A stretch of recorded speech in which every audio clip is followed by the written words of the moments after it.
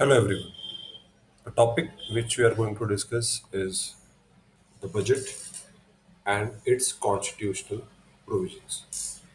तो बजट हर साल आता है और इकोनॉमी के लिए एक बहुत ही इम्पोर्टेंट टॉपिक होता है। हर साल प्रीलिम्स में और मेंस में इसके रिलेटेड काफ़ी क्वेश्चंस आते हैं, ऑब्जेक्टिव हो या सब्जेक्टिव हो, यूपीएससी में हो या एमपीएससी में हो या किसी भी competitive examination point of view से बजट ये बहुत ही इम्पोर्टेंट डॉक्यूमेंट होती है।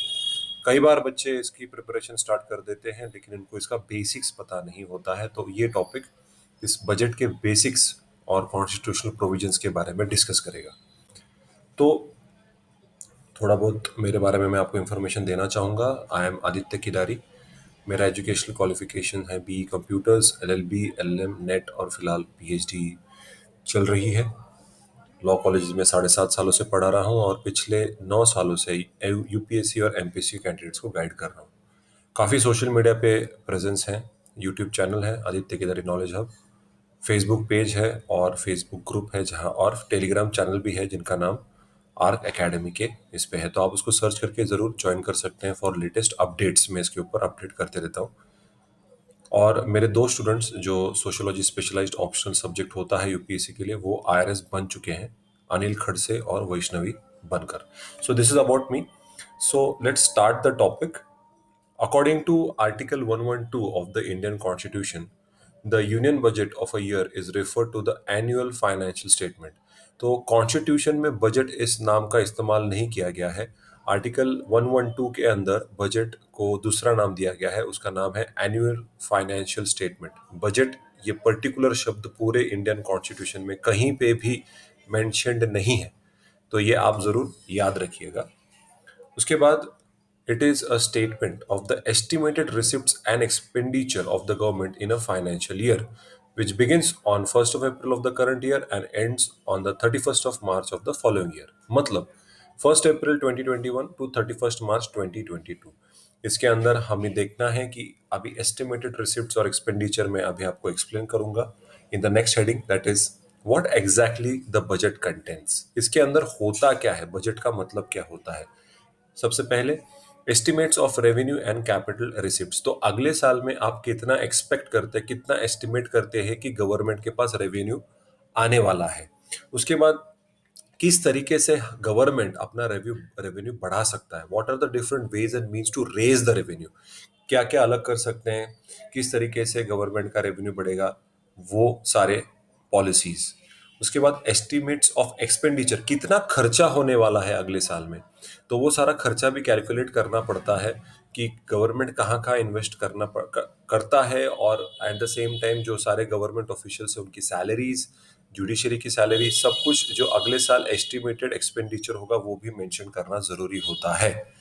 Details of the actual receipts and expenditure of the closing financial year and the reasons for any deficit और सरप्लस इन दैट ईयर, कि पिछले साल का एक्चुअली कितना खर्चा हुआ, कितना रेवेन्यू, कितना जनरेट हुआ, कितना खर्चा हुआ, सारा मेंशन करना है पिछले साल का। ओके, मतलब from 1st of April 2020 to 31st of March 2021। और क्या रीजन थे कि क्यों हमें ज्यादा पैसा मिला गवर्नमेंट को, या क्यों हमारा पैसा कम हुआ या कम रेवेन्यू आया, जो एस्टिमेट किया गया था उस हिसाब से कम पैसे क्यों आए या ज्यादा क्यों आए, उसकी भी रीजंस मेंशन करने होते हैं। The economic and financial policy of the coming year, कि अगले साल मतलब अप टू 2021 की पॉलिसी हमें फ्रेम करनी है, जैसे कि taxation proposals, prospects of revenue, spending programmes, introduction of new schemes, projects, की कहाँ कहाँ पैसे इन्वेस्ट करने हैं, कहाँ कहाँ से पैसा जनरेट करना है, वो सारी पॉलिसी आपको बजट में मेंशन करनी पड़ती है। तो ये सारी चीजें बजट के अंदर होती है। उसके बाद अगर आप देखोगे तो बजट पास कैसे होता है इंडियन पार्लियामेंट में। याद रखिएगा कि budget is passed at the central level, central government pass करता है पार्लियामेंट में। तो 6 स्टेजेस होते हैं। सबसे पहले प्रेजेंटेशन ऑफ द बजट होता है, जहां पे बजट को पूरे हाउस ऑफ द मतलब लोकसभा और राज्यसभा के आगे प्रेजेंट किया जाता है। इन जनरल चर्चा की जाती है, सब जनरल प्रेजेंटेशन होता है, इसके अंदर कोई डिटेल डिस्कशन नहीं होता। उसके बाद जैसे मैंने कहा जनरली सब बात करते हैं प्रेजेंटेशन के बाद कि क्या सही हुआ, क्या कर सकते हैं, क्या नहीं कर सकते, कम कहाँ पे कम पैसा खर्चा कर सकते हैं, कहाँ पे ज्यादा कर सकते हैं, कहाँ से ज्यादा पैसा आता है, तो जनरल डिस्कशन होता है। लेकिन उसके बाद हर एक डिपार्टमेंट के लिए, हर एक मिनिस्ट्री के लिए एक कमिटी होती है, वो committee each and every aspect of the budget को स्क्रूटिनी करती है, क्लॉज बाय क्लॉज। एवरीथिंग, एक एक चीज को डिटेल में पढ़ते हैं कि कहाँ पे कितना पैसा इन्वेस्ट होगा और कहाँ पे कितना पैसा जनरेट होगा। वो सब कुछ डिटेल्ड एनालिसिस करते हैं, उसमें थोड़ा बहुत चेंजेस भी करते हैं, अमेंडमेंट्स मॉडिफिकेशंस भी बताते हैं, या कहते हैं कि इसको नया कुछ ऐड करो या कंप्लीटली हटा दो। तो ये स्क्रूटिनी डिपार्टमेंटल कमेटी करती है, और उसके बाद वोटिंग होती है लोकसभा में ऑन डिमांड्स फॉर ग्रांट्स। मतलब कौन से मिनिस्ट्री को कितना पैसा जाएगा, कौन से प्रोजेक्ट, कौन सी पॉलिसी, कौन सी स्कीम को कितना पैसा जाएगा, इसके ऊपर वोटिंग होती है लोकसभा में। This voting right only exist with Lok Sabha. Rajya Sabha के पास ये वोटिंग राइट्स नहीं होते। उसके बाद होता है passing of an appropriation bill. देखिए, बजट भी पास भी हो जाएगा, ठीक है, जब वोटिंग होती है तो नेचुरली लोकसभा पास करेगा, क्योंकि लोकसभा में पॉलिटिकल पार्टी इन पावर जो है वो उसे पास करेगी। लेकिन बजट को पास करना सफिशिएंट नहीं होता है। जब भी आपको consolidated fund of India, CFI, under article 266 जब पैसा निकलवाना होता है, इन शॉर्ट, सिंपल लैंग्वेज में, हमारी जो भारत की ट्रेजरी है उसमें से अगर आपको 1 रुपए भी निकालना पड़ेगा तो आपको अप्रोप्रिएशन बिल लगता है। तो अप्रोप्रिएशन बिल पास करना पड़ता है बजट पास हो जाने के बाद। तो उसको आसपास 2 से 3 महीने लग जाते हैं अप्रोप्रिएशन बिल को पास करने के लिए। वो जब पास होता है तो आप कंसोलिडेटेड फंड ऑफ इंडिया से पैसा निकाल सकते हो। And finally passing of the financial bill which includes the, मतलब अप्रोप्रिएशन बिल, तो वो उसको पास कर देंगे और फाइनली आप पैसा बाहर निकाल सकते हो और सारे अलग अलग डिपार्टमेंट्स और मिनिस्ट्रीज को दे सकते हो, और वो अपना अपना खर्चा कर सकते हैं। उसके बाद budget division of the department of economic affairs in the ministry of finance is the nodal body responsible for preparing the budget. तो ये आपको पता होना चाहिए which is the nodal body for preparing the budget. It is the budget division of the department of economic affairs which falls under the ministry of finance. And the first budget of independent India was prepared in 1947। कैसे याद रख सकते हैं? 1947 में आपका जो budget, हमें India को इंडिपेंडेंस मिला था, उसी साल पहला बजट पास किया गया था। तो अगर आपको इकोनॉमी के बारे में और ज़्यादा अच्छी तरीके से basic information, basic concept clarify करने पड़ेंगे, तो आप मेरा इकोनॉमी मॉडल ज़रूर ज्वाइन कर सकते हैं। 20 जुलाई से स्टार्ट होने वाला है, हर शाम को 4 से 6 बजे।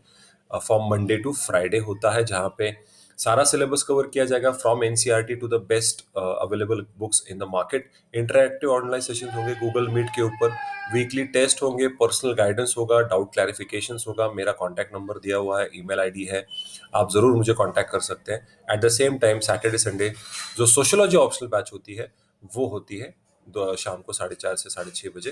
तो वहाँ पे टेस्ट सीरीज भी अगर आपको सिर्फ लगानी है तो आप सिर्फ टेस्ट सीरीज भी लगा सकते हो, या ओवरऑल आपको कुछ गाइडेंस चाहिए होगा सोशोलॉजी में, आप डेफिनेटली मुझे अप्रोच कर सकते हो। So economy module and sociology batch, any of you if you are interested, you can definitely contact me. मेरा नंबर यहाँ पे प्रोवाइडेड है। So thank you so much for listening to the video. Those interested, kindly contact me. Thank you so much. Bye. Subscribe the channel and press the bell icon. Never miss an update from Aditya Kedari Knowledge Hub.